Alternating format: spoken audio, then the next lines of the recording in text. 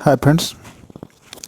आज हम लोग देखते हैं कि वाटर को जो हम गर्म करते हैं तो क्या होता है। जब वाटर को गर्म किया जाता है तो उसकी आयतन यानी वॉल्यूम पे क्या प्रभाव पड़ता है।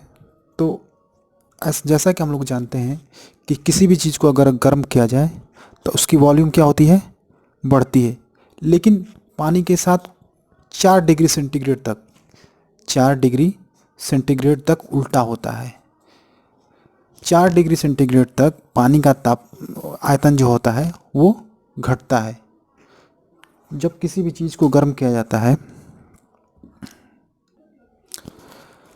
जैसा कि हम जानते हैं, किसी भी चीज़ को अगर गर्म किया जाता है तो उसकी वॉल्यूम क्या होती है, बढ़ने लगती है। वॉल्यूम जो होता है, आयतन, वह जो है, मान लीजिए इसको गर्म किया जा रहा है, ठीक है, तो वॉल्यूम क्या होगा, इसका आयतन जो होगा वो बढ़ जाएगा। क्यों? क्योंकि इसके जो अणुओं की गति जो होती है बढ़ जाती है और ये एक दूसरे से दूर होते चले जाते हैं, इसलिए इसका आयतन जो होता है बढ़ता है। लेकिन पानी के साथ 4 डिग्री सेंटीग्रेड तक उल्टा होता है। पानी के जो आयतन है 4 डिग्री सेंटीग्रेड तक वह घटता है। क्या होता है? घटता है। उसके बाद 4 डिग्री सेंटीग्रेड के बाद 5 के बाद जो है बढ़ता है। ठीक है,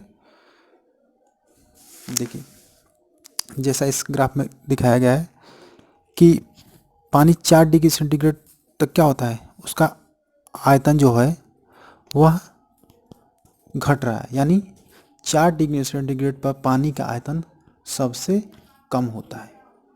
इसको ऐसे भी याद कर सकते हैं, ये V बना है, V मतलब वॉल्यूम, और V से हो गया वॉल्यूम।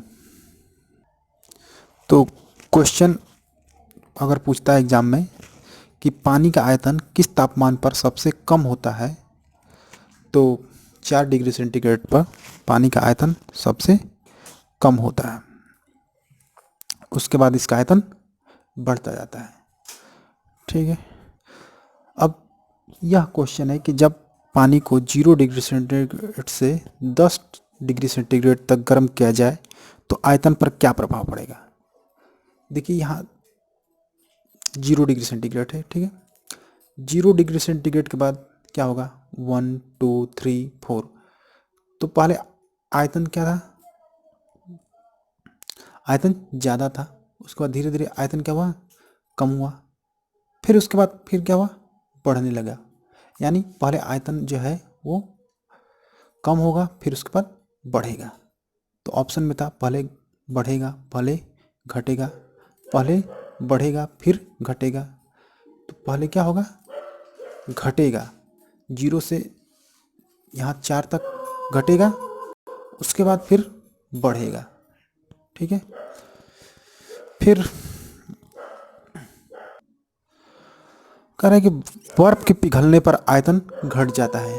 जब बर्फ़ पिघलती है तो उसका आयतन क्या होता है, घट जाता है। यानी बर्फ़ जो होता है वो ज़्यादा आयतन लिए रहता है पानी की तुलना में। अब प्रश्न जैसे ऐसे दिया है कि एक बोतल है, पूरी तरीके से बर्फ़ से ढका है, पूरी तरह बर्फ़ से, इसमें पूरा फुल बर्फ़ है, पूरा यहाँ तक। तो अगर यह बर्फ़ अगर पानी बन जाता है तो क्या होगा, क्या पानी बाहर आने लगेगा या फिर पानी पूरे फुल रहेगा या कम हो जाएगा। तो पानी कम हो जाएगा।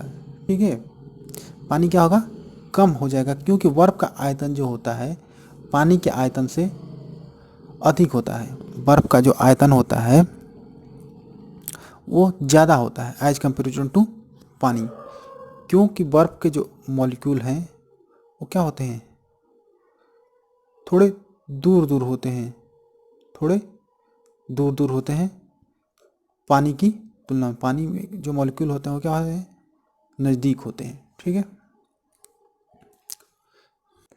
अगर यह प्रश्न पूछता है कि मान लीजिए पूरा पानी फुल भरा हुआ है और उसको अगर फ्रिज में रख दिया जाए, उस फ्रीजर में उस बोतल को, तो यह भी संभावना है कि बोतल क्या हो सकता है, फट सकता है, क्योंकि जो जब वो बर्फ बनेगा तो आयतन ज़्यादा करेगा, इससे बोतल फट भी सकता है।